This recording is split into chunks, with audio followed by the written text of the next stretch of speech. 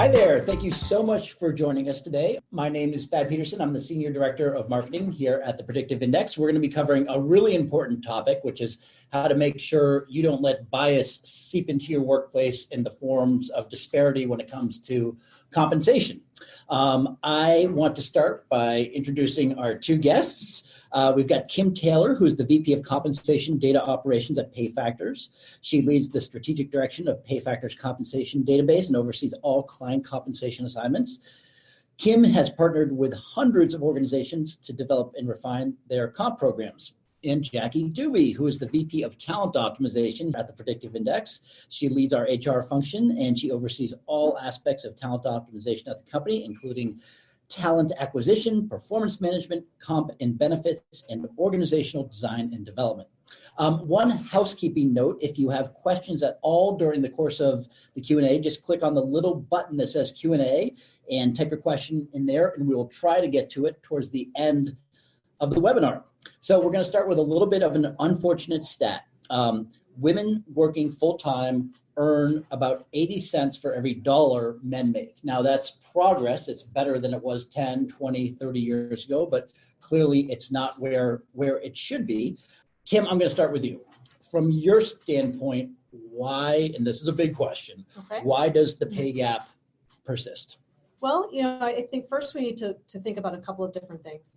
The first is that some of that pay gap might be legitimately explained by differences in jobs. Women tend to populate jobs that are a little bit lower compensated than men.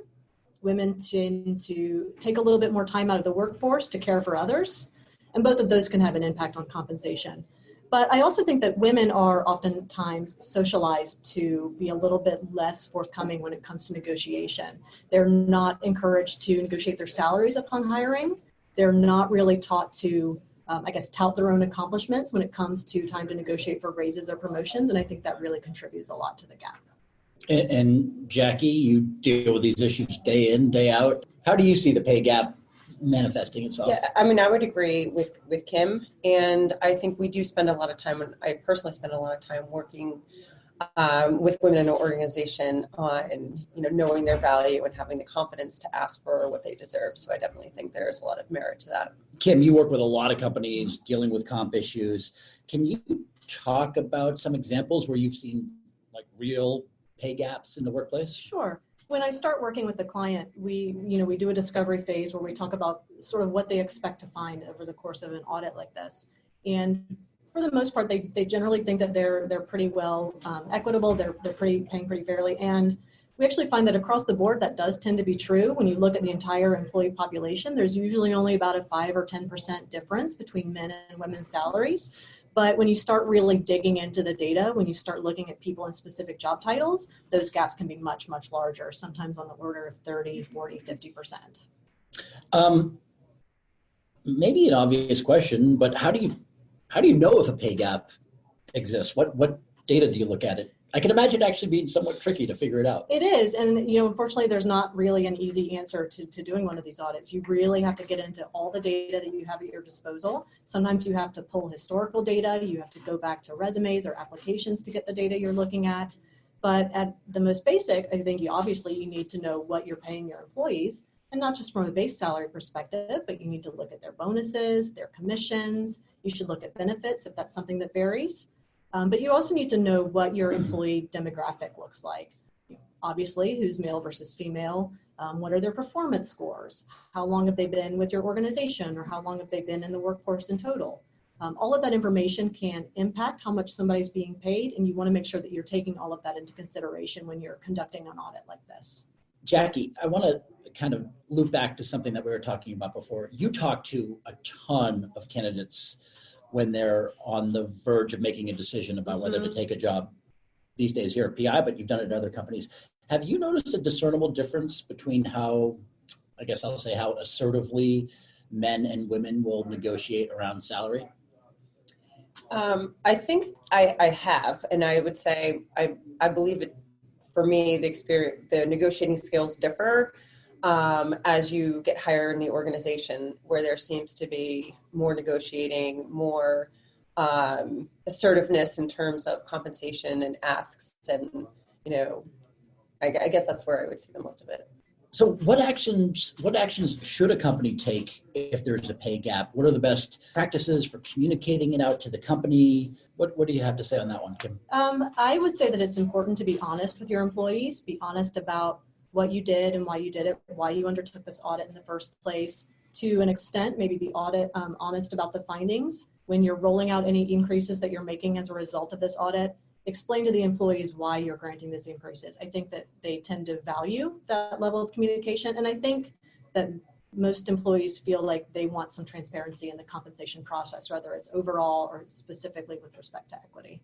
We recently went through something here at PI. We went through an audit of our comp. And I've worked at quite a few companies, pretty enlightened companies at that. And maybe I just haven't been aware of it, but I haven't known a company to do this kind of audit before. So Jackie, you kind of spearheaded that. Walk us through, let's start with like, what prompted that to happen in the first place?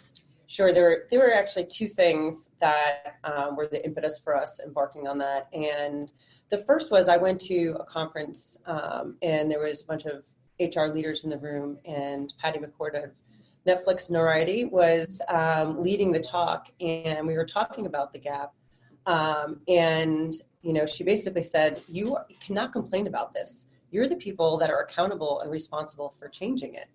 And I left that room like, I better go do something and make sure that we're not part of the problem. Similar timing, our CEO had gone to a group of his peers that he meets with regularly, and this was a topic of conversation. And he came back to me pretty passionately, wanting to know, like, do we have a problem? And if we do, we need to fix it, because that's not the kind of company that we want to run. So there was, you know, two very forceful forces that really embarked on that journey. So walk us through the details of what you did. And I'm sure people who are listening to this are kind of would be wary about how big an endeavor this is to go do like a real audit of comp. So talk about what you did, and also talk about how much time did it actually take you? Sure. So for us at the time, it was about maybe a year and a half ago, and we were much smaller at the time. So I think had we been larger where we are now, I'd probably work with someone like Kim. But we really went through all of our employees, and just like Kim had mentioned, as we looked at experience, we didn't have a lot of people in the same job.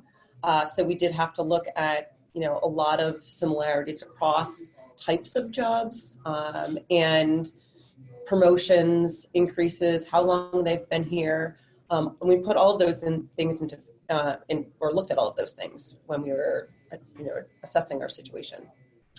And so, especially at smaller size companies, oftentimes the HR team is understaffed and they're stretched really thin anyway. So taking on something like this can be kind of daunting. How much time would you say it took all in? Yeah, I would say all in, between the discovery, the conversations, the corrective action plan, communicating to employees, and making the corrections.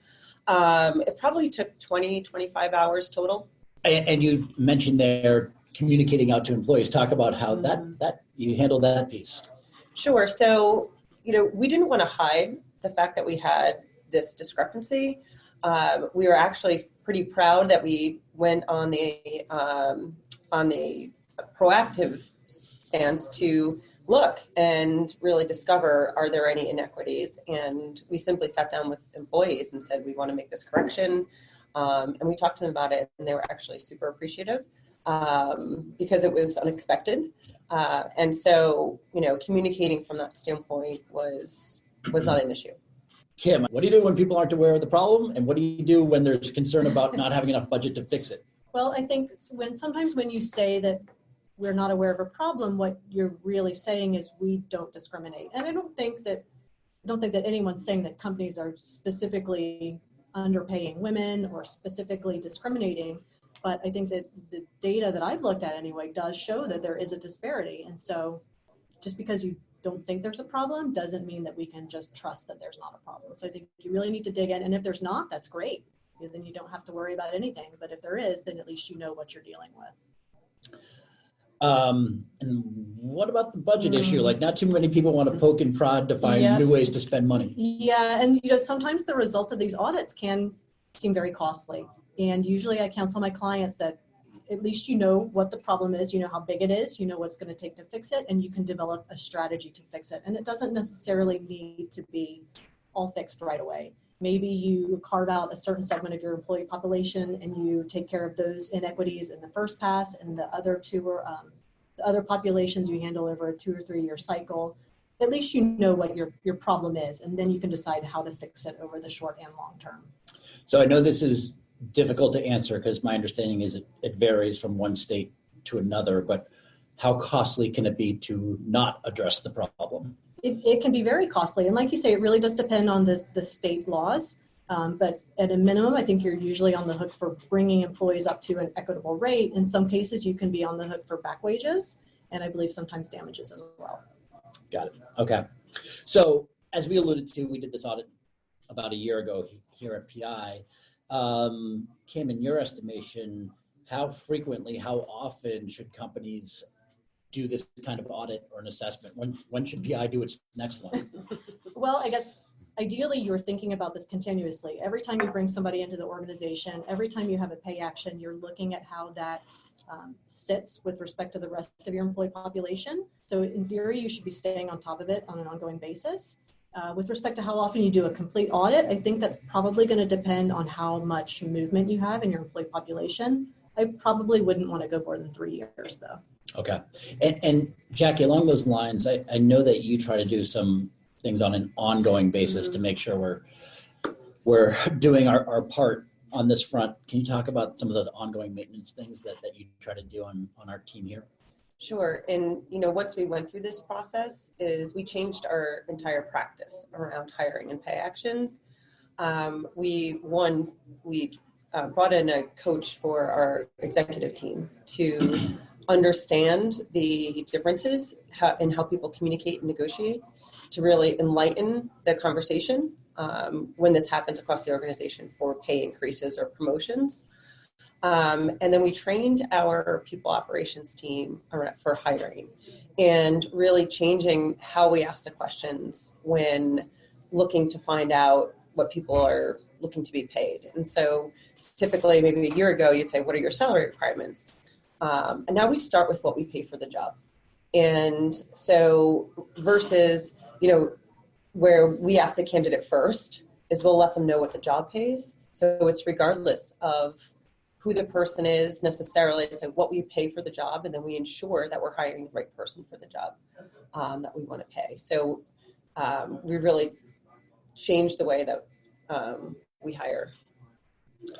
So something that's going through my mind as you're saying those things is that, there's what's within your control as a recruiting team. And then there are so many things that aren't in your control. You can have a hiring manager who's just desperate to fill the position. You can be dealing with one candidate who has a job that pays at a certain amount right now and isn't willing to leave for anything less. There are just a lot of extenuating circumstances. And it seems like comping fairly when there are all these things outside of your control could be close to impossible.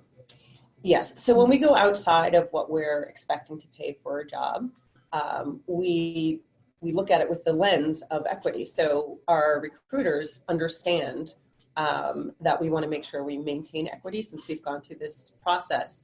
And so we do look at things that, specific skill sets that maybe are in high demand. Do we need to pay a premium to bring that in? So there are things outside of what you would normally expect to pay for a role, but we always look at it with the lens of why would we go outside of our, dedicated range for that role.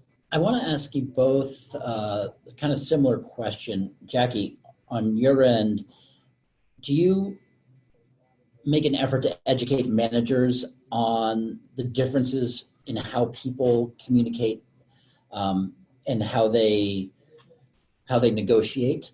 And then Kim, also, like, when it comes to educating managers, how do you educate managers about these issues of gender equity when it comes to compensation? So Jackie, maybe we can start with you. Yeah, so we definitely have done training across the organization on implicit bias, and we all have it and we need to be aware of it. So we've trained managers. I mentioned we brought in a coach for our executive team to talk through that. On the reverse side, we're bringing coaches, in fact, in 2 weeks to help our employees with empowering themselves to speak confidently and to learn how to negotiate for themselves. So it's a twofold process in order to, I think, solve that problem and get people to be able to talk confidently about what they think they deserve. And Kim, how about you? You deal with a lot of organizations and comp can get really tricky and really nuanced. And there's actually, when you get into it, there's a lot of technical jargon. So when it comes to just educating managers, there's a lot of technicalities in comp. It seems like a lot of math to somebody looking in from the outside. And so I try to talk to managers about it in a way that's very, very simple, using concepts that they can understand so that then they can have those conversations with their employees.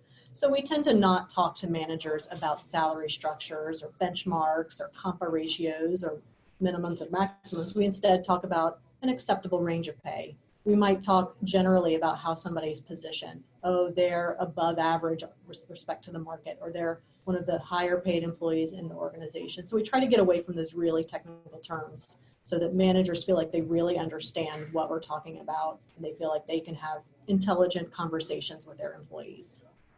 I just had something pop to mind while you were saying that. I know here in Massachusetts, there was a change in the law recently, as I understand it, that you actually, as when you're talking to candidates, you're no longer permitted to ask them about what they're compensated at presently, because that could sort of perpetuate these inequalities in comp.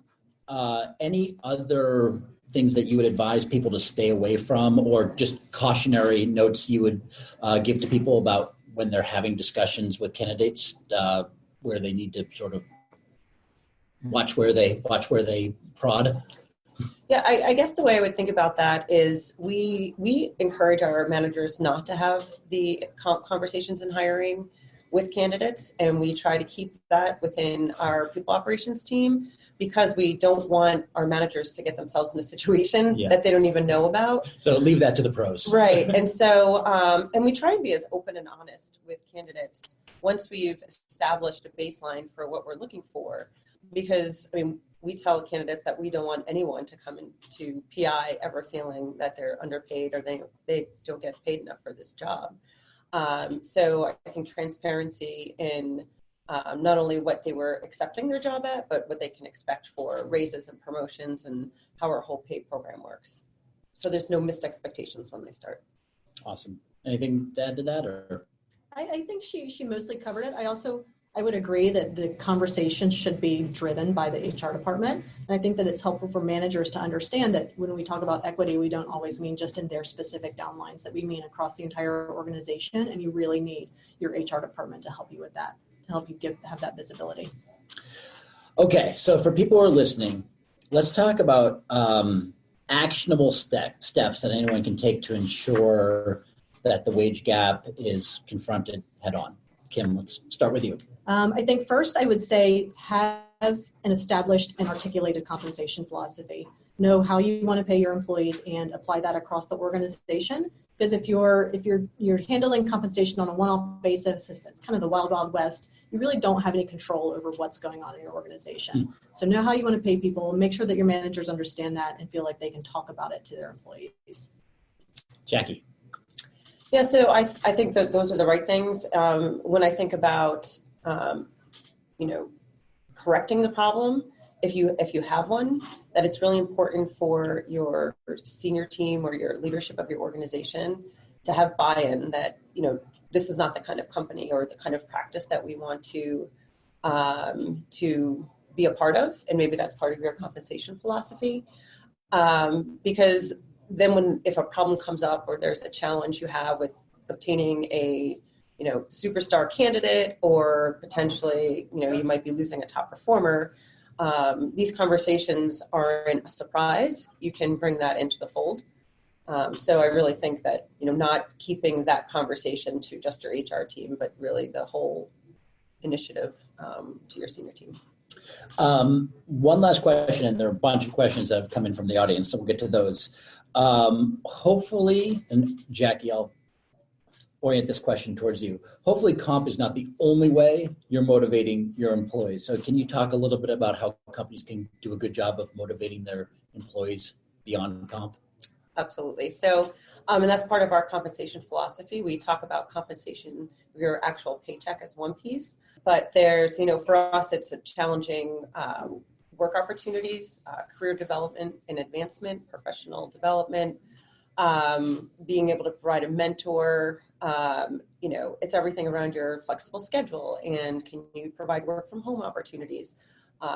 And more importantly, recognition. Recognition isn't always in a paycheck or in a bonus. There's so much value in specific feedback on performance that goes much further sometimes than, a spot award or a bonus. Is there, and I think you may have actually touched on this, is there a general consensus on what the reasonable threshold or acceptable difference between male and female pay discrepancy? I don't know if there's an acceptable discrepancy, but there's probably not reasonable to think that everybody's going to get paid to the penny the exact same amount for the same job. So what's a reasonable discrepancy? I think it's very much dependent on your organization and what you like to account for. What do you feel like is safe as a pay component? Are you going to account for performance? Are you going to put tenure? What have you? I generally focus on anything in excess of 5 to 10% to start with, because I think, like you said, it can be a little overwhelming to look for any tiny little gap at all. So I think a little bit of a threshold is a good place to start. Great. Okay, here's the tougher one. What is your thought process when deciding how to prioritize different pay inequities such as gender, race, ethnicity, religion, etc.? Which do you start with? I don't think you can start with just one. I think ideally you look at all of it and you correct all of it simultaneously. And I realize that that's, first of all, a lot of work to do, and it can get very, very expensive. But, to that questioner's point, all of those are considered protected classes in a lot of places, and you can't pick one at the exclusion of the other, unfortunately. Tough love right there. Yeah, and you know what, there's one point that I think we probably want to make specifically around gender, and that is that when we talk about equity, when it comes to gender, we don't just mean having women paid as much as men. We also need to look for instances where men might be paid less than women employees who are in comparable roles. So it goes both ways. You've dealt with a lot of companies going through this. Have you actually seen that it cuts both ways? It does. It does seem to be more common that the women are the ones that are being paid a little bit less competitively, but we certainly have found instances where the opposite's true. Since bias seems to occur with decision making, do you have advice on how to train the organization to make good decisions? What are flags to have them think holistically about making decisions to eliminate bias for reviews and making pay decisions? I guess I'll start with you, Jackie. Yeah, so one is bringing awareness to the fact that there is bias, because that's, setting a baseline. And for all promotions, pay decisions that happen at our company, our HR team is involved. So we typically ask questions around, if someone's being considered for a promotion and that matters, like, I want to promote this person. We'll typically say, have you thought about other people in the company? Is there, and whatever the list of question is, but we definitely have a centralized place to make sure that we're looking at the broader organization versus just one manager's opinion of one employee. Got it. Anything you'd like to add to that? I think that's great. And I would add, you get input from as many people as possible so that it is a collective decision making. That way you can reduce, I think, the bias with any one decider. Is the pay gap ever adjusted by making cuts versus increases? I guess I'll ask you, Kim, because you deal with more companies. I actually think there's some states where that's not allowed. That's not considered an acceptable way to remedy the gap. And then I would add too that pay cuts are very, very demoralizing. That, to the person that's receiving the cut and to the people who hear about it, because other people are going to find out. You can't cut one person's pay and expect that no one's going to know about that. So I can't think of a situation in which I would recommend that as a solution. The company gives pay increases to make the workforce equitable.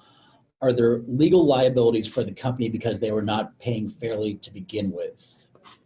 I think there could be. That's probably highly dependent on the state that you operate in. Every state's laws are a little bit different. So I think that's a possibility. You also mentioned that companies should have a formalized compensation philosophy. How formal should a comp philosophy be, and how widely do you share it with your employees? I think at a minimum, it needs to be Our approach to compensation is that we're going to target these companies as a competitive recruiting market, and we're going to pay at market, above market, below market, whatever the specifics of your philosophy are. Some get down to the absolute detail. We're going to pay at the 50th percentile of market. I like to see it shared fairly widely. That doesn't mean you have to go into detailed specifics. You don't need to share your benchmarks or your salary structures, but just be able to explain to your managers and your employees how the organization perceives compensation as a part of the total rewards package. Should the gap analysis be based on base pay only or total cash comp? How do you assess / account for rewards that are based on personal performance? I like to look at all of them, but I also like to look at them separately. So, for example, when I'm thinking about bonus payments, I like to recognize that they are not guaranteed. And so I think you have to take that into consideration when you're looking at the total rewards package. And what I mean by that is I specifically worked with one client who had, one employee who had a $60,000 base salary, no bonus opportunity, and a comparable employee who had a $50,000 base salary and a $10,000 bonus opportunity. We just looked at the total cash. We would say, oh, they're paid the same. But actually, one of them has some pay at risk. And so there's not a guarantee that they'll get that pay. And I think you need to look at all of the individual pay components individually and the whole. Okay, so as if this issue isn't tricky and thorny enough, we live in a world where you've got more and more distributed workforces, so people working in remote locations. In some cases, I suppose, across different parts of the world, in different countries, we have a distributed workforce and have many issues finding accurate and reliable information about geographic differentials. Are there any tools you use to best account for both cost of living and cost of labor differences? How do you recommend assessing geographic factors as part of the whole comp design? I'm going to put in a shameless plug for pay factors. Go for it. We have compensation data for a number of international locations all across the U.S. can help you determine what the fair salaries would be in a market. Specifically as it relates to pay equity, I do usually incorporate geography into my analysis. You can't compare somebody in Atlanta to somebody in San Francisco. So when I'm carving out my employee data, I do tend to segment them based on where they work. High cost locations will be compared to other high cost locations, lower cost locations compared to other low cost locations. What if a company, after finding pay issues, cannot afford to address it in one fell swoop? Can it be done over time? And we can start with you, Kim, and then Jackie. Yeah, I think that I do typically work up a multi-year plan. 2-3 years is not uncommon. I would probably focus on the biggest, most egregious gaps at first, and maybe also focus on the employees that I'm most concerned about keeping. Like any time when you're trying to bring people up to market or you're trying to correct inequities, focus on the biggest gaps, the high performers, the people you really are most concerned about. I would have said the same thing. We didn't have an egregious problem, so we were able to correct ours fairly quickly. But before we knew that, I think that if we were to say, all right, how are we going to make a corrective action plan, it would have probably been to address the most egregious first and put a plan in place. Kim, thank you for coming in and sharing your expertise with us. Jackie, thanks for sharing your expertise with us. Have a great day.